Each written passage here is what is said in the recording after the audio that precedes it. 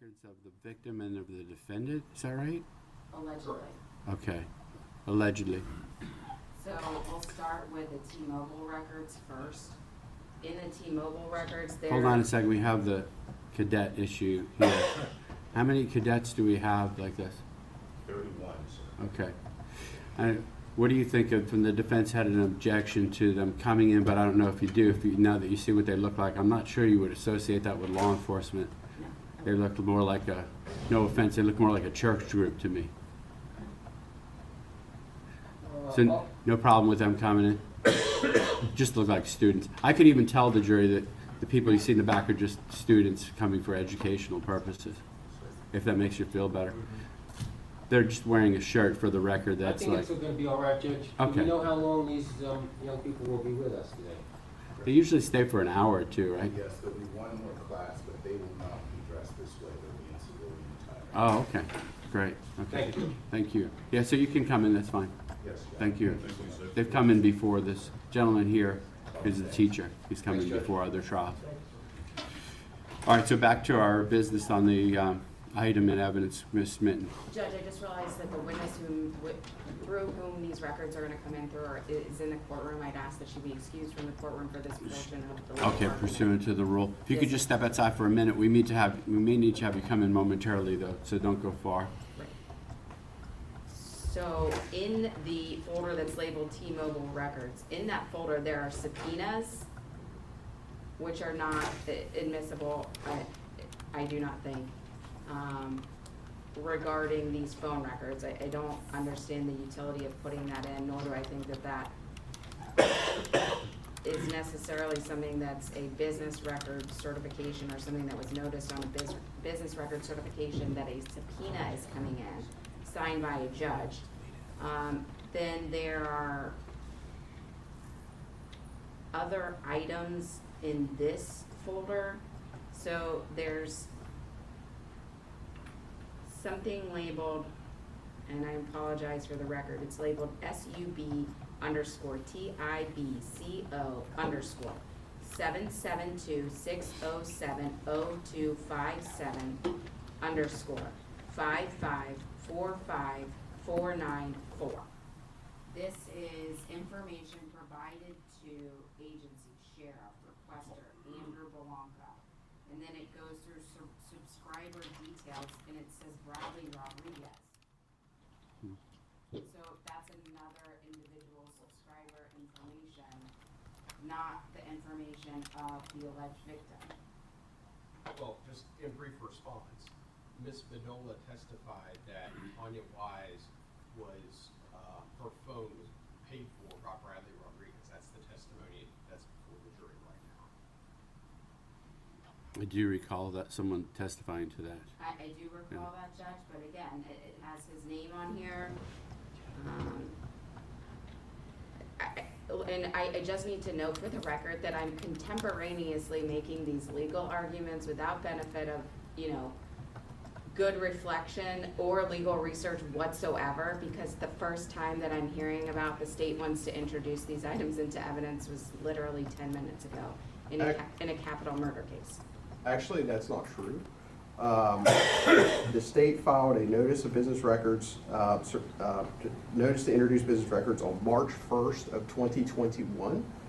And these records are in State Attorney Media 64, which is found on the 42nd supplement of the state's discovery, which was also filed and provided to the defense on March 1st of 2021. So all of these items, an identical copy, have been available to them in their possession since March of 2021. And Judge, I think we're up to 90, we just got a supplement yesterday during the trial. I think we're up to, properly numbered, there was incorrect numbering. I think we're up to 92 supplements, incorrectly numbered. I think properly numbered, we're up to 95. There are thousands and thousands and thousands, would not be an understatement, of pages of digital discovery in this case. Just because the state files a notice of introduction of business records, I do not know exactly what they are going to introduce. They have not told me, again, they did tell me with the transcript translations we are going to introduce these two items, please provide your redactions, which is the standard course of conduct in our circuit if you would like to introduce a piece of evidence that's not easily, I guess, debatable, like a picture. Let me just interrupt you. I have an idea that might be productive. First of all, for legal purposes, I'll consider this, no pun intended, a Richardson hearing. Mr. Richardson. I don't find a discovery violation, but I think we have a practical problem here as expressed by Ms. Minton. She didn't see it coming even though it was disclosed. So maybe what if you proffered the testimony of the witness as far as what the state is intending to do?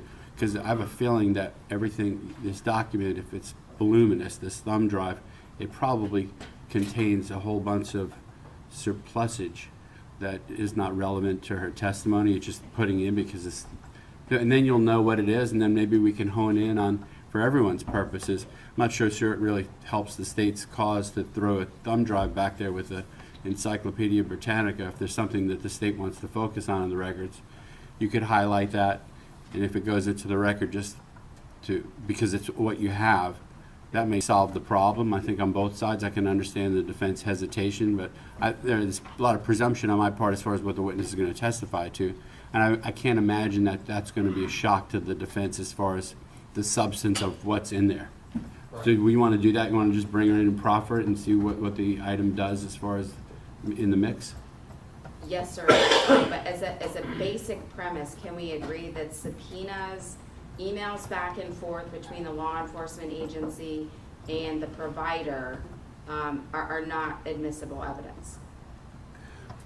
What I was going to suggest there is, depending on where the road took us in the proffer, if there's how many entries are you going to highlight with the witness, just approximately? Yeah, so Because what I was going to say is, if it was a limited amount, could you perhaps cull out, C-U-L-L out, from those, the items that you're focusing on, maybe print them out and have them, I think that's better for everybody. It avoids the defense problem and it highlights what the state thinks is important as opposed to the Encyclopedia Britannica on a thumb drive.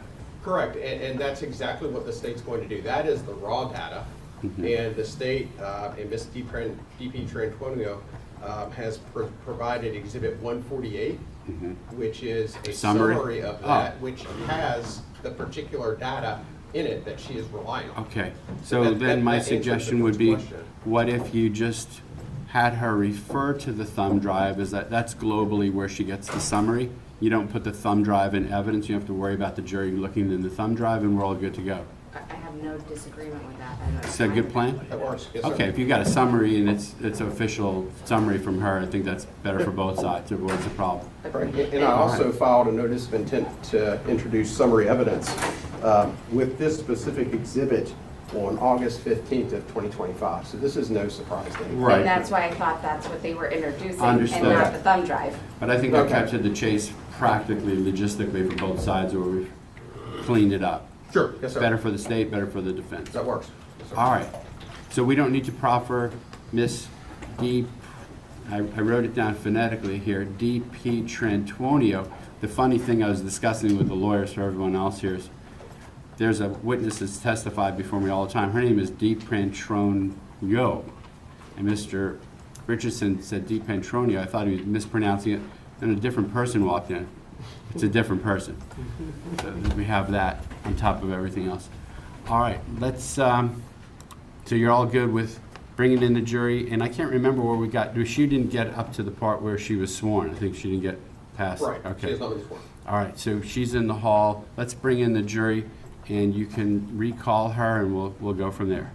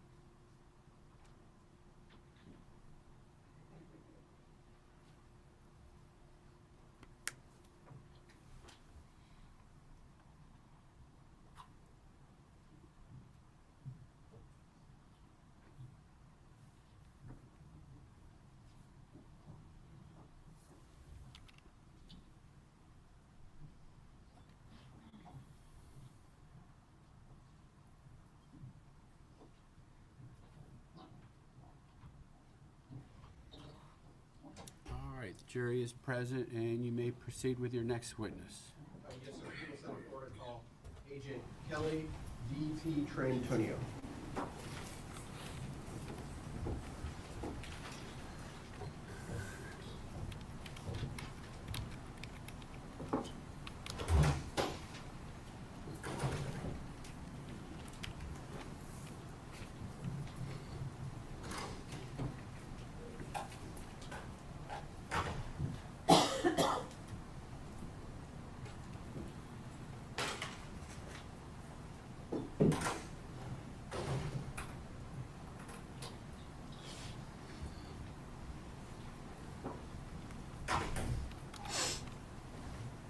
Now, if you could raise your right hand and face the clerk.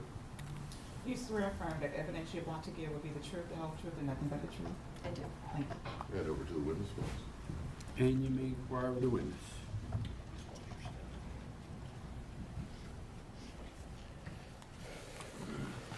Good morning. Good morning. Can you state your name for the record and spell your last name, please? My name is Kelly DeTranio, DIPIETRANTONIO. Okay. And Ms. DePen, what do you do for a living? I'm a special agent with the FBI. Okay. And can you give us a thumbnail sketch of your education, your training, and your experience, please? Sure. I have a Bachelor's of Arts and a Master's of Science from Long Island University. After becoming an agent, or before becoming an agent, I went to Quantico, Virginia, and did my 20-week training to become an agent there. I'm also part of the FBI's Cellular Analysis Survey Team, or CAST as we call it, C-A-S-T. And to become a CAST certified agent, you have to, just like anything else that you don't know what you're doing, you start with a basic class, very simple. It's about a 2-day class, and we learn about the different providers. When I say providers, I'm talking about AT&T, T-Mobile, Verizon, US Cellular. And they show us the records that they maintain, why they maintain them, how they maintain them, what they look like. And then we figure out all of those records, and we figure out a way to actually plot those on a map so you can visually see where these phones possibly were when they were making a phone call or sending a text message or initiating a data session. After the basic class, you're paired up with a mentor, and you go back to the field, you work your cases, you practice some of these records on your own. Then you can get invited to the advanced class. And that's just like the basic, but just a little more nuanced. You learn Google, Facebook, Snapchat, car records, very similar to how you can track a phone, you can track a vehicle. So we work with all of those. And then if you do well, again, in advanced, you continue working with that mentor, you go back to the field, you work on those cases and practice working with those records. After that, you can get invited to what's called CIRA. That's the Critical Incident Readiness Assessment, or CIRA.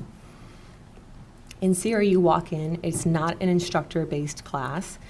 So you walk in and your teachers will say, okay, today there's a missing 3-year-old in Miami-Dade County. This is the phone number for the child's father. He was last seen with them. Find the child. And again, it's a training environment, so you have to ask for the appropriate records in order to find that child and present your findings to your colleagues, to a team that's ready to go out and knock on doors and look for this child. If you do well in that, again, you go back, practice with those records, come back, and you can take the certification course. The certification course is 2 2-week sessions broken up into what we call Cert 1 and Cert 2. In Cert 1, you will actually get a chance to sit down with the providers and meet with the custodians of record and the engineers. The custodians of records are the folks that actually pull the records for you when we give them subpoenas and search warrants and exigent requests. And the engineers are obviously the folks who create, modify, and optimize the network so that we stay customers, because these are billion-dollar industries, right? And they want to keep doing that, keep making money, and keep us as customers. So that's a really great opportunity. The second part of Cert 2, in Cert 1, we also get about a semester's worth of training on radio frequency theory from professors from the Florida Institute of Technology. So it's the same professors that are teaching folks who actually go out and do this for a living, engineers in the field. In Cert 2, we have the opportunity to learn a new software that we use. It's called ESPA.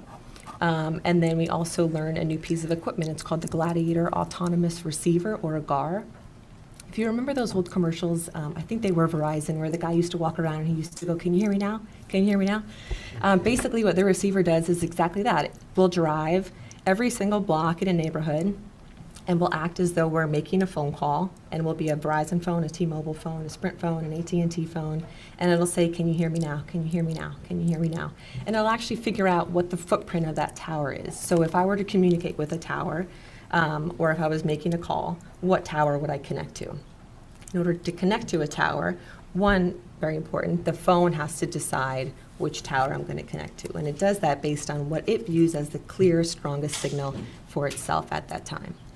After that, if you're anything like me, and you start your day as soon as you get in your car, you start making calls. I live in Broward County, so I'll start making my call at my house, and then I'll drive down to work, and sometimes I go down to Miami. So the ending...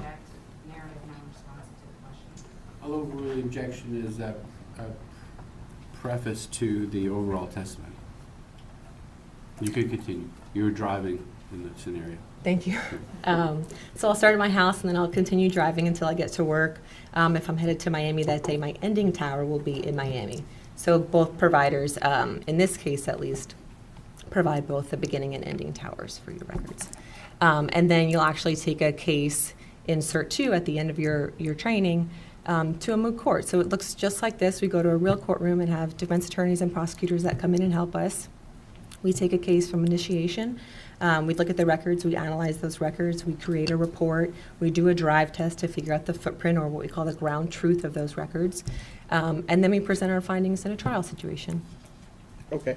And how many of these analyses that you previously described have you actually conducted and performed during your career as a special agent for the FBI?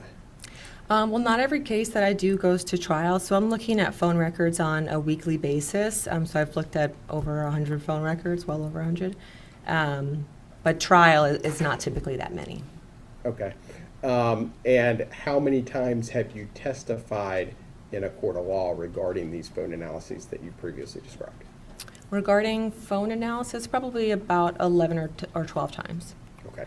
And you're doing these analyses on a weekly basis? Yes, most of the time, yes. Over the course of how many years? I became certified in 2021, but I started my first basic class. I was a tactical analyst beforehand, but you are not allowed to be certified in that position. But I took that class in 2016, so I've been working with these records since 2016. Okay. And were you previously provided with phone records with respect to this case, the state of Florida versus Jose Soto-Escalera?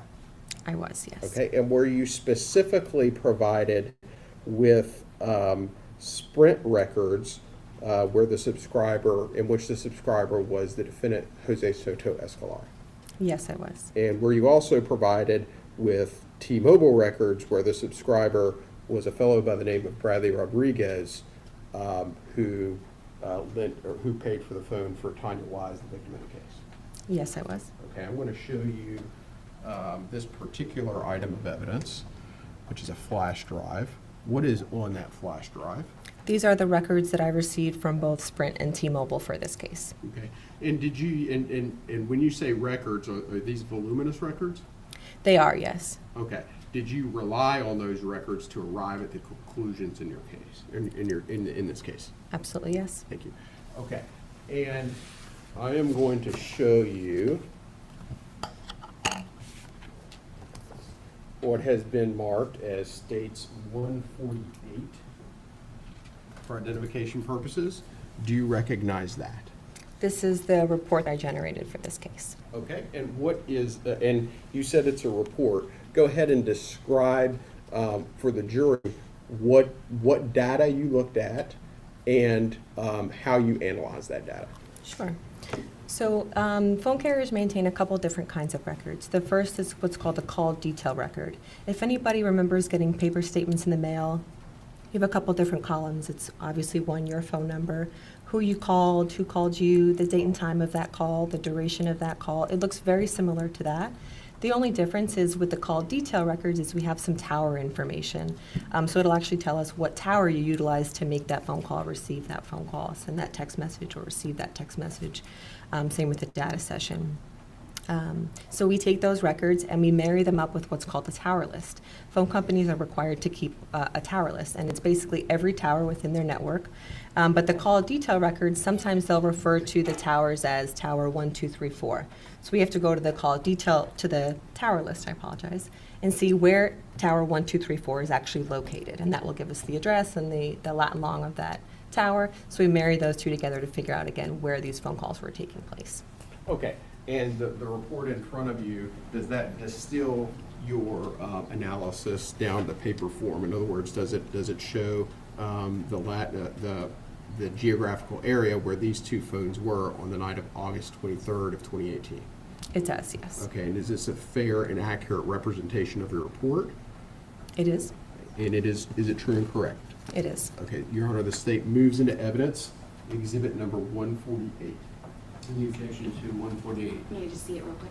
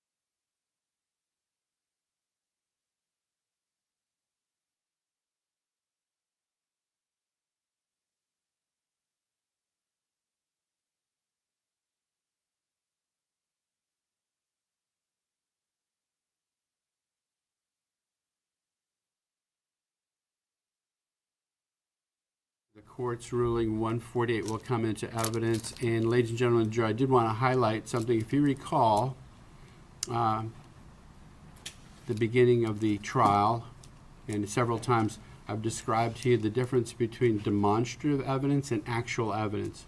The significance of that is when something is actual evidence in the case, it will go back with you into the jury room.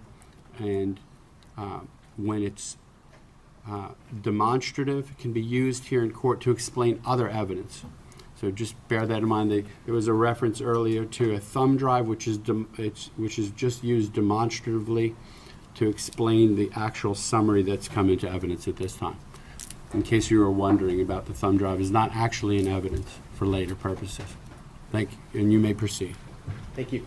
Okay, so why don't you, and we'll go ahead, is this the first page of your summary, is that correct? It is. Okay, and let's walk through and just make sure that we're specific here. There are 2 phone numbers, correct? Correct. The first is 772-607-0257. Okay, which individual is that phone number associated with? That's associated with Tania Wise. Okay, and then the second phone number, 772-200-61. Which individual is that associated with? Mr. Escalera. Okay, if we could advance to slide 2. So, and I think you described a lot of this already, but why don't you go ahead and just put a briefly summarize what we're looking at here. Sure. So this just says what I did in my involvement in this case. I was given some records.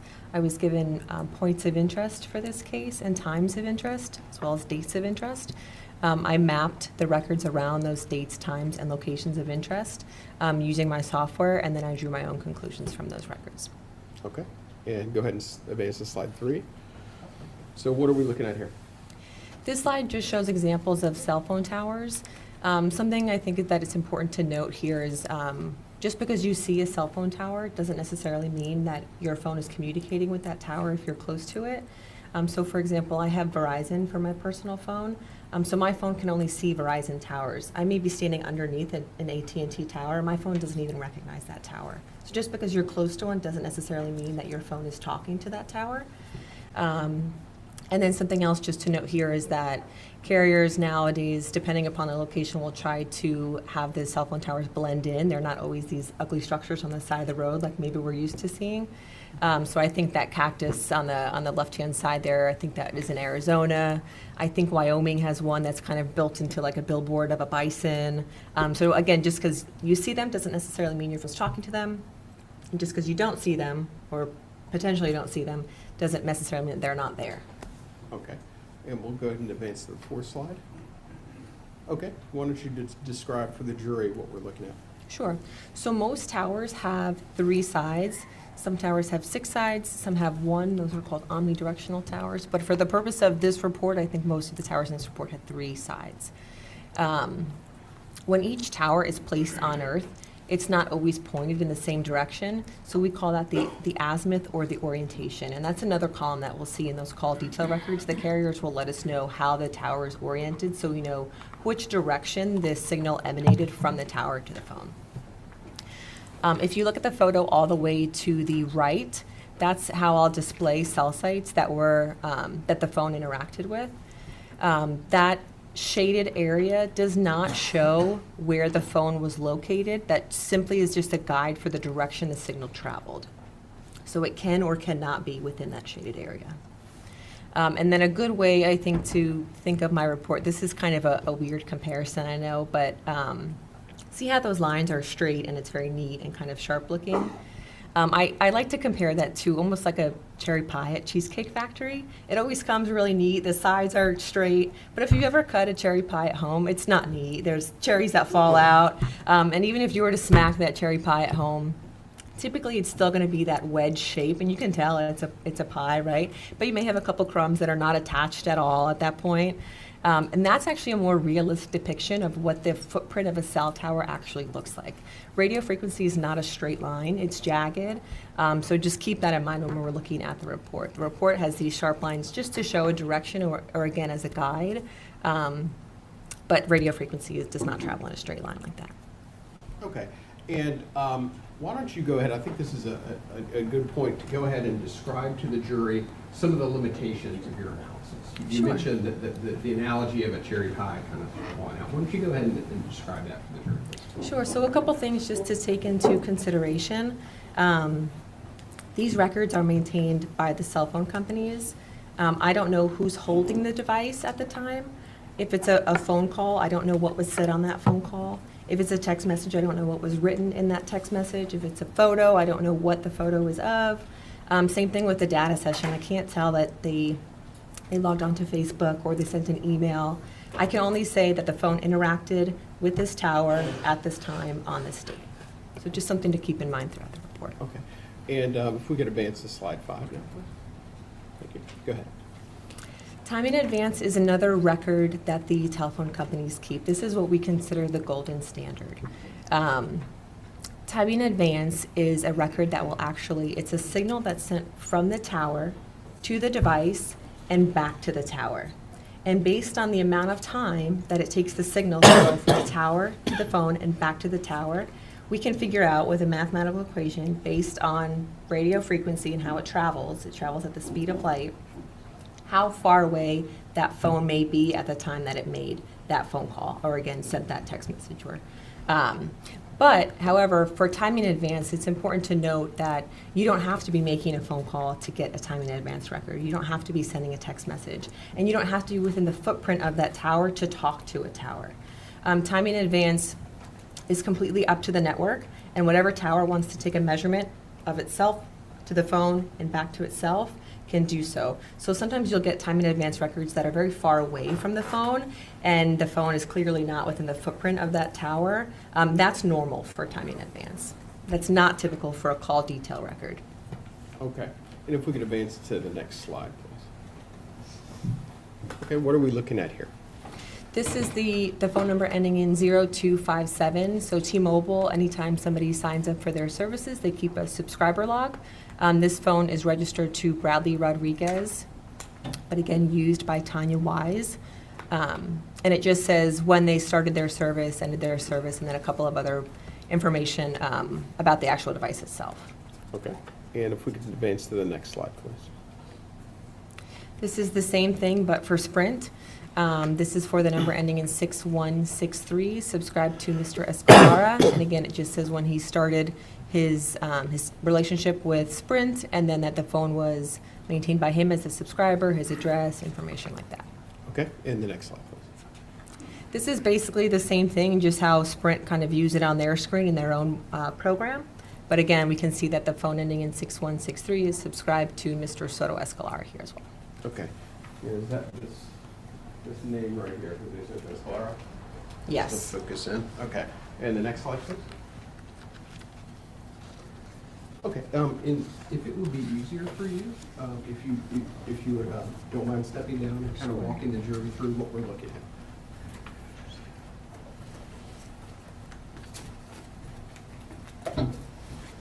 So here we are on the next slide. Go ahead and tell the jury what we're looking at. So all of these green dots are T-Mobile towers. They make up the T-Mobile network. All of the black dots are Sprint towers, and they make up the Sprint network.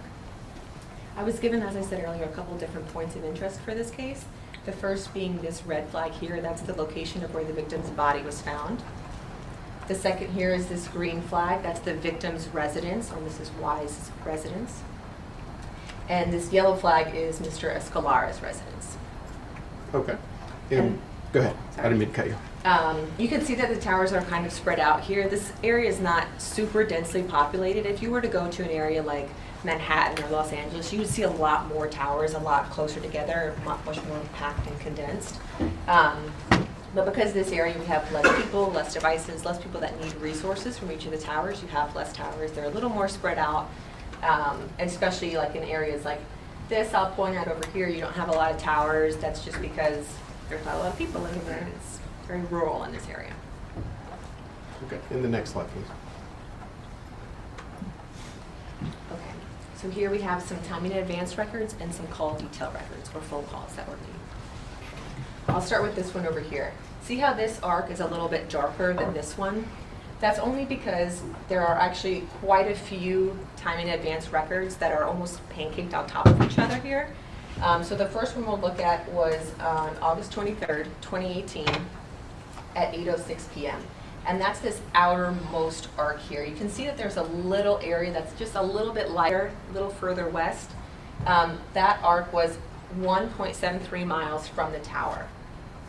This arc relates to the phone ending in 6163 used by Mr. Escalera.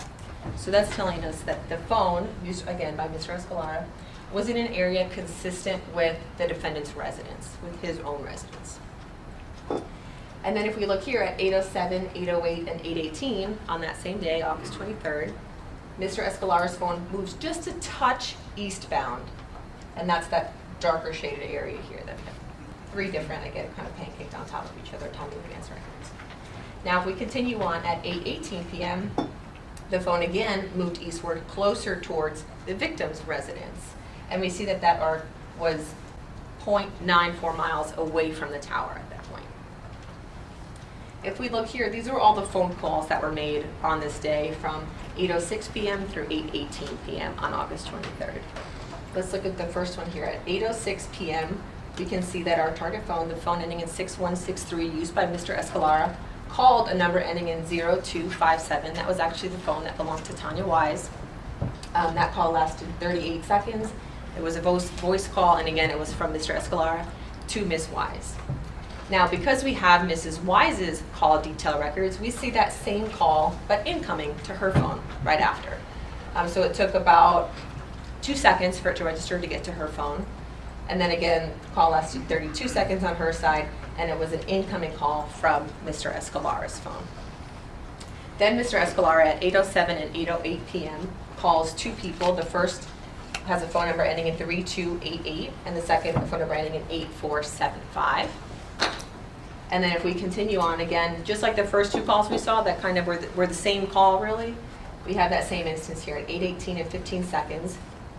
Mrs. Wise's phone calls Mr. Escalera's phone, and then we see the incoming call on Mr. Escalera's phone from Mrs. Wise, again at 8:18. And then we have another instance of that repeated call again at 8:18 and 15 seconds approximately later. Mrs. Wise's phone calls Mr. Escalera's phone, and then we see that incoming call to Mr. Escalera from Mrs. Wise's phone on his record. All of these calls were made from a tower right here, right where those two sectors kind of intersect. Okay. And the tower, what can you say about the tower, the final tower that's that those calls communicated off of? Is that, how close to that is the victim's residence? Close to, how close is the tower to the victim's residence? I'm sorry. So here's our key, but clearly less than a mile, maybe a block or two away from her residence there. Okay, okay. And then, if we could advance to the next slide, please. So what are we looking at here? So this is at 8:25 p.m., and then we have a couple different records that are just spread out by a couple different seconds here. So we'll start with the first one at 8:25 and 27 seconds. We have a call, an outgoing call from Mrs. Wise's phone to a number ending in 6163, which we now know is the phone used by Mr. Escalera. And that was done via this sector here pointing eastbound, the green sector. All of the green calls, if I didn't mention this earlier, belong to Ms. Wise, and all of the black calls in the black sectors belong to Mr. Escalera. At 8:25 and 28 seconds, we have again that same duplicative call, but on Mr. Escalera's record. So we can see that he received an incoming call from a number ending in 0257, which we know belongs to Ms. Wise, and he used this sector to receive that call. So towers may be in the same spot, and what companies will do sometimes is it costs a lot of money to build these towers. So once a tower is already built or constructed, they'll just put their antennas on top of each other. So sometimes you can see different layers, and sometimes it's different layers of the same network, sometimes it's different networks or different providers. But it looks like the towers are very close together, if not the same tower. The sectors are just different because remember how I said they orient their towers differently? So his tower, and specifically his sector that he used, is oriented just a little bit further north than Mrs. Wise's was here. Then at 8:25 and 50 seconds, we can see that there was a time in advance record for Mr. Escalera's phone that put him about 0.45 miles from the tower. Within 0.4 miles is Mrs. Wise's residence, which you can see here by that green flag. Okay, so is it fair to say that Mr. Soto-Escalera's phone is within 0.4 miles away of the victim's residence on August 23rd, 2018 at 8:25 p.m.? Correct. I would say this is an area that, or his phone is utilizing a tower that is consistent with being at or around her residence. Okay. And if we could advance to the next slide, please. Okay, so what are we looking at here? It looks like we're looking at the time frame between 8:44 p.m. and 10 p.m. on August 23rd of 2018. Is that correct? That's correct. Okay. Let's go ahead and walk the jury through your analysis, please. So we have a couple different things on this slide. I'll start with Mrs. Wise's phone down here to the south of the map. At 8:44 and 8:45, she made 2 calls, and she utilized a sector that was facing southbound, right here, kind of adjacent to the Florida Turnpike. Both of those calls were outgoing to numbers ending in 2218 and 7301. And here, typically on the other side, we saw a duration. Here it says -1. That's just a nuance with T-Mobile records. Sometimes they don't maintain the duration for certain calls, and when there's no duration populated in their call detail records, our software will kind of tell us that by just inputting a -1. So it's not that the call was -1 seconds, obviously that's impossible. There was just no duration noted there. Let me stop you there if you don't mind. Sure. Is it accurate to say that at 8:25 p.m. until 8:44 p.m., the phone for Miss Wise traveled north? Yes. Yep, because if you remember at 8:25, the phone was further south down here by her residence. Okay. And the same question for Mr. Soto-Escalera's phone? Correct. So we don't see him over here, but we do see him even further north. And again, if you remember from the last slide, he was in that same general area of her house, just like Ms. Wise was. Okay. So go ahead. Thank you. Go ahead and pick up on your analysis. Sure. I'll switch over to this center call-out box right here. We're going to start with this call at 9:51. That was a outgoing call made from Mr. Escalera's phone to a number ending in 7131. And then this actually, if you remember earlier, I think I mentioned that the phone itself decides what tower it views as the best tower to make that call at the initiation of that call. And that's really important because the network takes over at the ending part of that call or anywhere after the initiation. So you can skip 10 towers, you can only have 2 towers in a call, you can have 1 tower. So the phone decides at the beginning of the call what tower it's going to connect to, and then the network takes over. So here you see how we have a 38-second call. Here's a 38-second call, and it's just 38 seconds after the first one. This is actually the ending tower for this same call. So that's why we don't have a phone number over here as well. So the call started over here from this tower and ended on this tower. Now, in between those two, we have a timing in advance arc. And cell phone coverage kind of works similar to a sprinkler system in your yard. You want to have a little bit of overlap just so you don't drop calls because, again, these people are in business to make money. If you're dropping calls, you're going to leave and you're going to go to another provider, right? They don't want that. So what they'll do is they'll create a little bit of overlap, but not too much that it overflows your lawn and your lawn is overflowed with water. In the radio frequency world, that creates what's called a lot of noise in the network. And it gets difficult for the phones to hear the towers to hear the phones, and vice versa. Based on how short this call was and where this time in advance point is, you can see that it's almost right in the middle of both of those towers, which tells me, knowing that there's no more towers in between here, that the phone was likely in this area when it made that phone call. After it made that phone call at 9:52, we'll go to this one at 10 p.m. here. Mr. Escalera's phone made a call to a number ending in 8475, south of that initial call from the slide, but again using a sector that was pointed northbound, and that's this one right here. And we can see that the timing in advance arc for that tower was about 1.3 miles away from the tower. I think that covers this slide. Okay.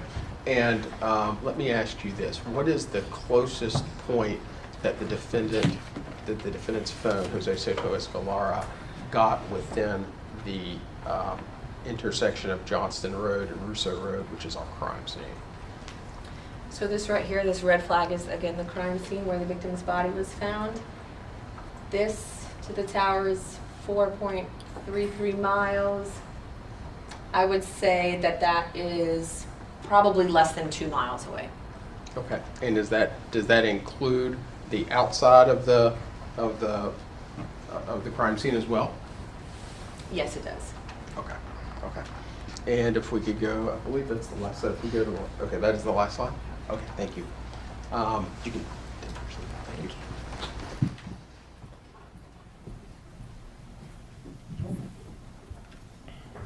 Okay. Agent DeTranio, thank you very much. I have no further questions. Defense counsel may have some for you. Thank you. No cross, Judge, thank you. May this witness be released from her subpoena at this time? She may. Any objection to releasing her? No objection. Thank you, Agent DeTranio. You are released from your subpoena. You're free to stay or leave as you wish. Thank you. Thank you. And the state's next witness or item of evidence. Donna Carmichael with the St. Lucie County Sheriff's Office.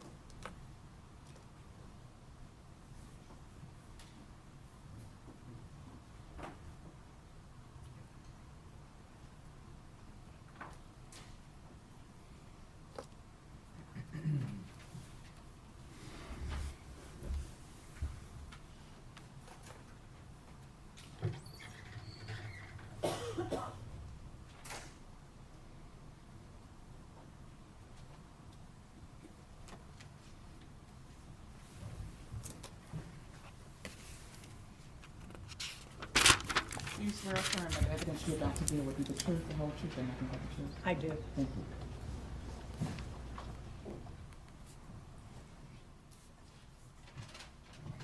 you. And you may inquire of the witness.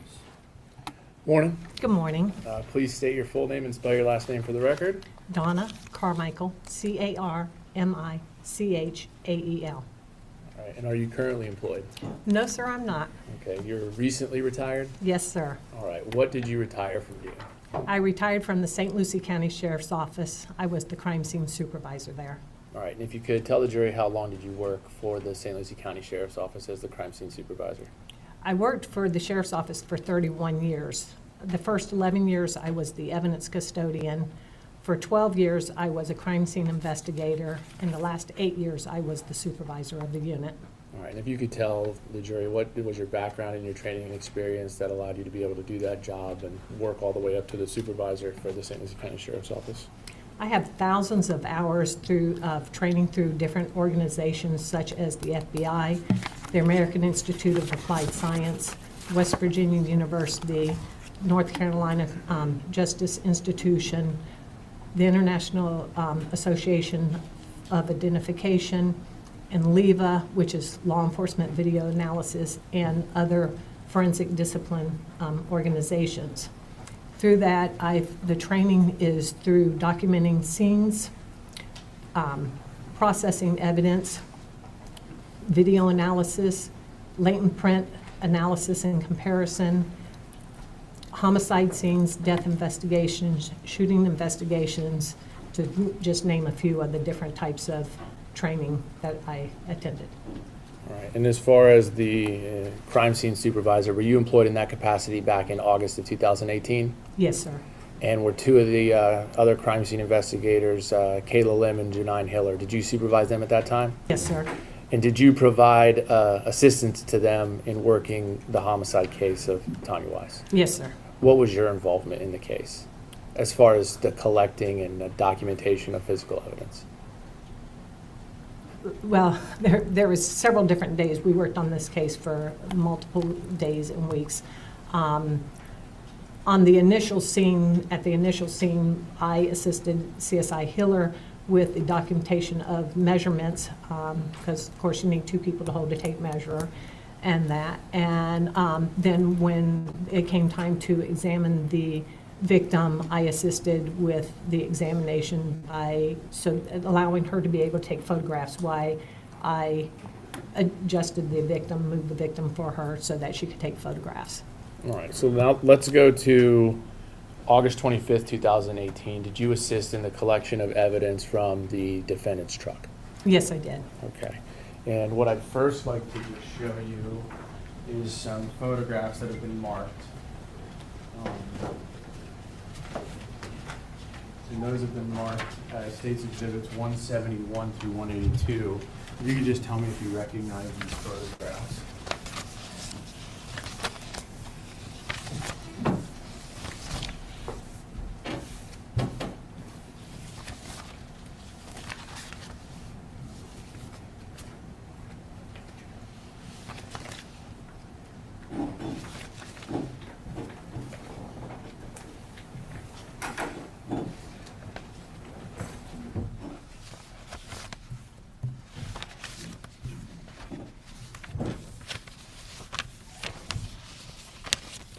Yes, sir.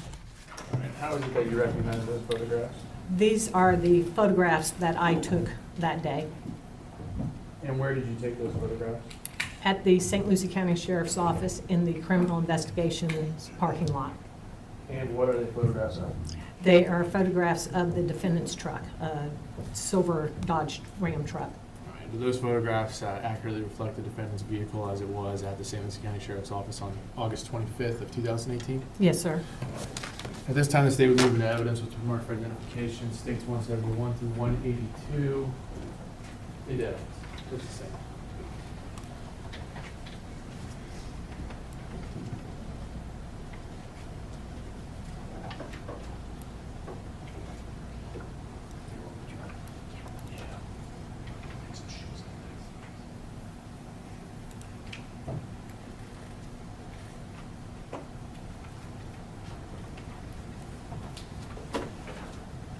Any objection? No objection, Judge. Those items will come into evidence at this time without objection.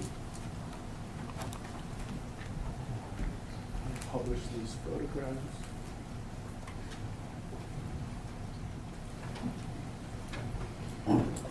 All right, so we have State's Exhibit 171 up on the screen.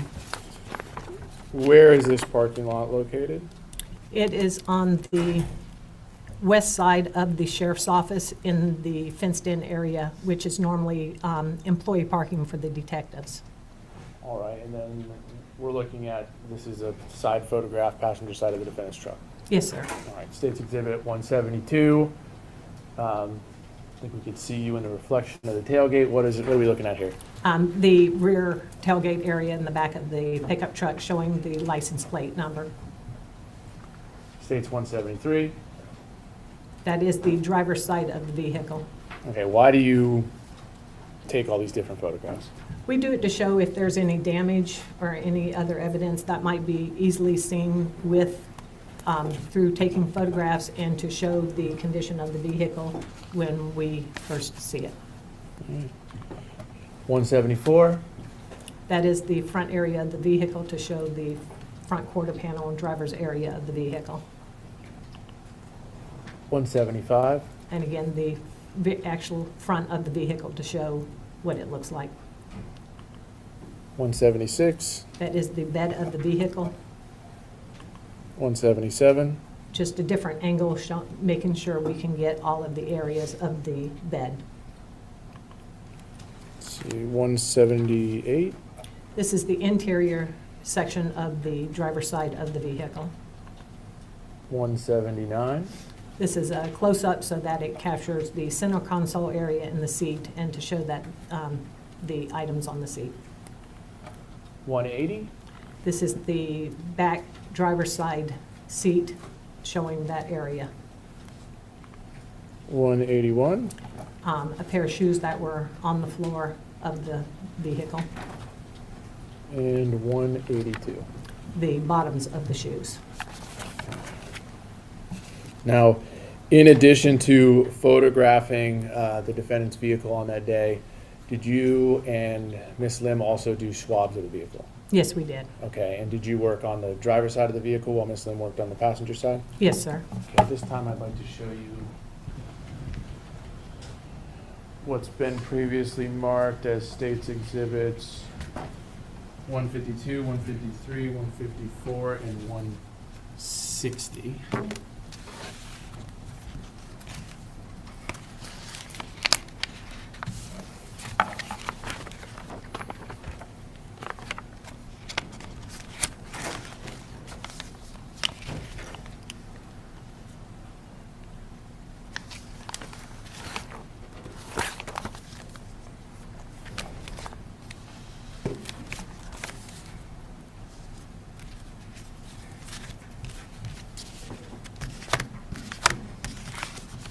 Okay.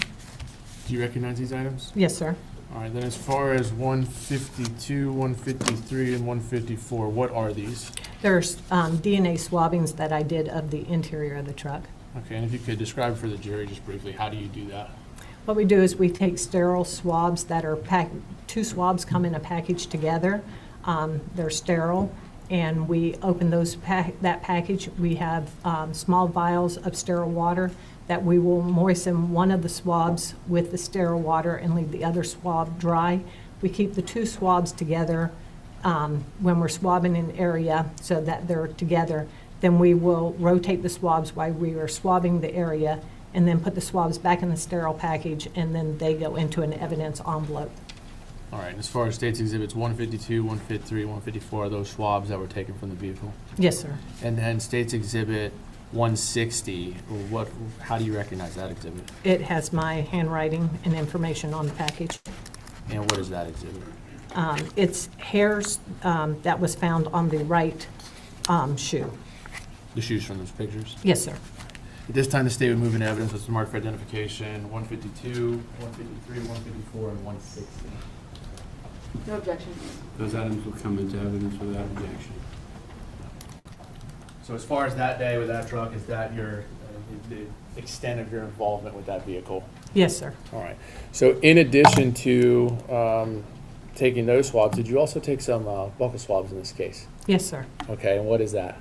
A buccal swab is basically a DNA swab to collect a person's DNA. And what we do is we have special swabs that come in special tubes that we can swab the interior of a person's mouth. And we take two different swabs and swab each side of the mouth, one swab on one side and one swab on the other. And then those are submitted to evidence. All right, so in this case, did you take a swab of the defendant, in this case, Jose Soto-Escalera? Yes, sir. Okay, I would like to show you what's been marked for identification in State's Exhibit 161. You recognize that? Yes, sir. How do you recognize it? My handwriting is on the package. All right. And is there any identifying information that shows it was you that did this swab? Yes, sir. It has my initials and my ID number. What was your ID number back then? 1030, Okay, and what is the date that you took this swab? 8/25 of 2018. Okay, do you see the person that you took the swab from, Jose Soto-Escalera, here in the courtroom today? Yes, sir. If you could you point to that person, identify him by an article of clothing? He is sitting over to my left. He is wearing a black jacket and a blue colored shirt. Okay, so that's the person that you swabbed, and that's the swab that's inside of this envelope, State's Exhibit 161? Yes, sir. All right, this time, State will move into evidence that's marked for identification of State's Exhibit 161. No objection. That item will come into evidence without objection. All right, did you take some other buccal swabs and some other people in this case? Yes, sir. And would those be Giovanni Alvarado, Mark Burke, and Bradley Rodriguez? Yes, sir. All right, this time I'd like to show you what's been marked for identification of State's Exhibits 162, 163, and 164. 164.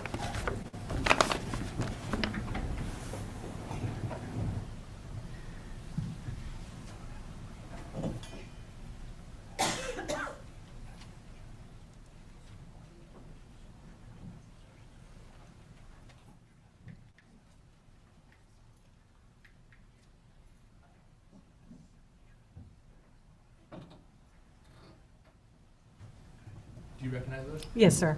All right, how do you recognize those? Again, it has my handwriting and the information on the packages. All right, and then do you document who you're swabbing on each one? You write the name of the person that you're swabbing, Yes, sir.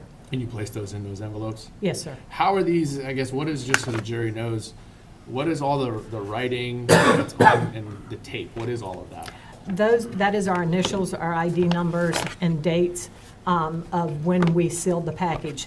So then, like on this one, it has my initials and date up here, but somebody else opened the package at a later date, and they signed down at the bottom of the package and dated on this side of the package. We always try to open the package in a different location than where it was sealed, but unfortunately, sometimes a package gets opened multiple times for different reasons, and but everybody tries to not sign over top of somebody else's seal, so it's resealed each time. What are reasons why packages have to be reopened and then resealed? It all depends on the evidence and who collects it. If say a road deputy collects a piece of evidence or a detective collects a piece of evidence, and the crime scene unit needs to examine that for trace evidence or process it for fingerprints or something like that, then it will come into the crime scene unit, and we would have to open that package to then process it, and once we're done, we would repackage it and seal it. Also, it could, if it is a cell phone or something like that, it could go to our forensics lab where the detective that handles cell phones and pulls data from those, they would have to unseal it and then reseal it again. And a lot of things go to a lab to be analyzed by an analyst at the lab, so they would then unseal it and reseal it. So if there's a buckle swab and you guys put it in an envelope and seal it, if you send it to the lab, does it have to be reopened to be tested? Yes, sir. Okay. But every time that it's opened, it's documented and it's initialed and it's dated. Yes, sir. At this time, the state of moving evidence was marked for identification. State's exhibits 162, 163, and 164.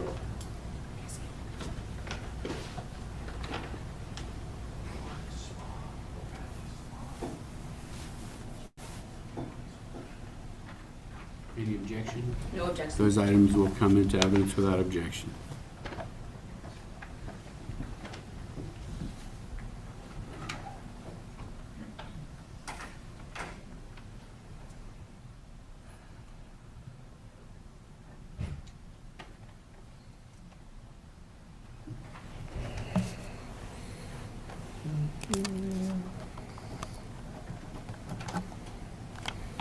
Thank you, Ms. Carmichael. That's all the questions I have for now.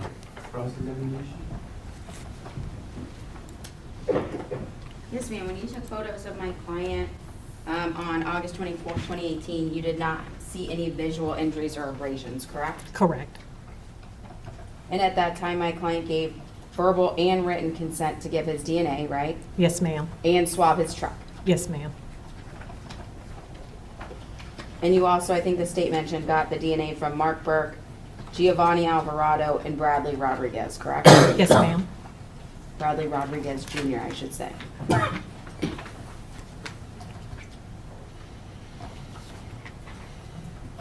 I have no further questions at this time. Any further questions from the state? No, Your Honor. May Ms. Carmichael be released from her subpoena at this She time? is subject to recall. If you please step down, and you do remain subject to recall by the attorney so long as they, or make sure they have a phone contact for you. Thank you. And the state's unique approach? Just a break. Okay. Ladies and gentlemen, let's take a restroom break. I know I've sent you back many times, but the attorneys need a break as well. Please remember during the break, leave your notes on your chairs. Don't discuss the case with each other. We'll be with you in about 10 minutes.